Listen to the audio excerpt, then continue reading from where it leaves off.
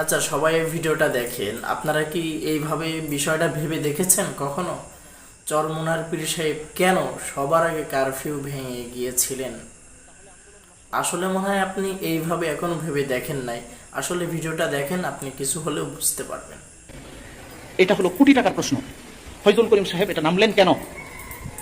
আমরা তো এটা তো পূর্ব অভিজ্ঞতা থেকে বলা যায়, এজেন্সির পরামর্শে তারা ফ্রেমিং করে এই আন্দোলন নস্যাৎ করার জন্যই ইসলামী আন্দোলন এই কাজটা করেছে। এটাই। আসসালামু আলাইকুম ওয়া রাহমাতুল্লাহ। বিএনপির মহাসচিব জনাব মির্জা ফখরুল ইসলাম আলমগীর তিনি জুলাই আন্দোলনের সময় বলেছিলেন এই আন্দোলনের সাথে বিএনপির কোনো সম্পৃক্ততা নেই। এই বক্তব্য নিয়ে ব্যাপক ট্রল হয়, আপনাদের নিশ্চয়ই মনে আছে। বাস্তবিক কি বিএনপির সাথে জুলাই আন্দোলনের কোনো সম্পৃক্ততা ছিল না?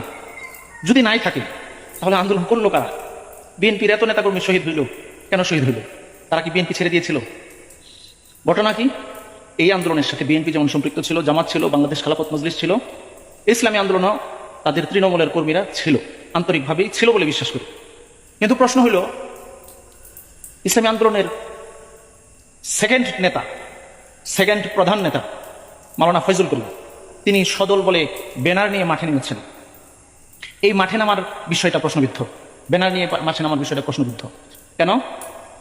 আমরা জানি, স্পষ্টই জানি, তার দলিল না থাকলেও কিছু বিষয় প্রসিদ্ধ থাকে, দলিল না থাকলেও কিছু বিষয় মানুষের কাছে আলোচিত থাকে। সেটা হলো ইসলামী আন্দোলন এটা এজেন্সি নির্ভর দল। এজেন্সি তাদেরকে যেই নির্দেশনা দিত সেই নির্দেশনা তারা বাস্তবায়ন করত। 17 বছর পর্যন্ত তারা আওয়ামী লীগের যেই কাজটার সুবিধা তারা সেই সিদ্ধান্ত গ্রহণ করেছে। আওয়ামী লীগের জন্য যেটা নিরাপদ তারা ওই ব্যবস্থাপনা গ্রহণ করেছে। এটা তো নতুন কিছু না, এটা পুরাতন কথা। ইসলামী আন্দোলন শুধু নয়, বরং প্রত্যেকটা রাজনৈতিক দলের প্রতি সমন্বয়কদের, নাহিদ, আসিফ, সার্জিস, নাসিরদের অনুরোধ ছিল কেউ যেন সর্বোচ্চ নেতা পর্যায়ের যারা আওয়ামী লীগ বিরোধী হিসাবে পরিচিত তারা যেন মাঠে নামে এবং ব্যানার যেন সামনে না আসে। তাহলে এটাকে সরকার বিরোধী ফ্রেমিং করে এই আন্দোলনটাকে বানচাল করার একটা চেষ্টা থাকতে পারে। সমন্বয়করা যেখানে বলল যে আওয়ামী লীগ বিরোধী প্রধান নেতা যারা আছে তারা আপনারা মাঠে নামবেন না এবং ব্যানার নিয়ে নামবেন না, তাহলে আন্দোলন নষ্ট হতে পারে, ওই জায়গাটার মধ্যে ফয়জুল করিম নিজে নামলেন এবং ব্যানার সহকারে নামলেন। কারণ কি? এটা হলো কোটি টাকার প্রশ্ন। ফয়জুল করিম সাহেব এটা নামলেন কেন? আমরা তো এটা তো পূর্ব অভিজ্ঞতা থেকে বলা যায়, এজেন্সির পরামর্শে তারা ফ্রেমিং করে এই আন্দোলন নস্যাৎ করার জন্যই ইসলামী আন্দোলন এই কাজটা করেছে। এটাই। যদি এই আন্দোলন বানচাল হয়ে যেত, নষ্ট হয়ে যেত, তাহলেও তাদের কোনো সমস্যা ছিল না, কারণ তাদের পরামর্শেই তো তারা মাঠে ব্যানার সহ নেমেছে। আবার এখন আন্দোলন সফল হয়েছে, বাস এখন তারা আন্দোলনের পক্ষের বড় শক্তি হিসাবে তারা নিজেদেরকে পরিচয় দিচ্ছে। দুই দিকেই সুবিধা। ইসলামী আন্দোলন এটাই অতীতে করেছে। মামুন সাহেবকে বলা হচ্ছে তিনি 24 জুলাই স্বরাষ্ট্রমন্ত্রীর সাথে বৈঠক করেছেন। এই বৈঠকের ব্যবস্থাপনা কি করেছে? তাদের দায়িত্ব হয়েছে মুফতি মিজানুর রহমান সাইদ দামাত বারাকাতুহুম, যিনি ইসলামী আন্দোলনের অঙ্গ সংগঠন আইমা পরিষদের সভাপতি, তিনি দোয়া পরিচালনা করেছেন শুনেছি।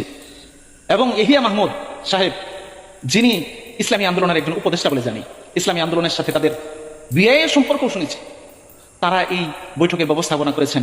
মামুন সাহেবকে আনতে তারা সরকারকে পরামর্শ দিয়েছেন, সরকার মামুন সাহেবকে বাধ্য করে গাড়িতে তুলে উঠিয়ে স্বরাষ্ট্রমন্ত্রীর বৈঠকে উপস্থিত করেছে। উপস্থিত করলেও মামুন সাহেব চলে গিয়েছেন। সেটাকে এখন আন্দোলন নস্যাৎ করার ফ্রেমিং করা হচ্ছে। কতটা স্থূল চিন্তা, কতটা স্থূল মানসিকতা থাকলে পরে এই ধরনের কথাবার্তা মানুষ বলতে পারে।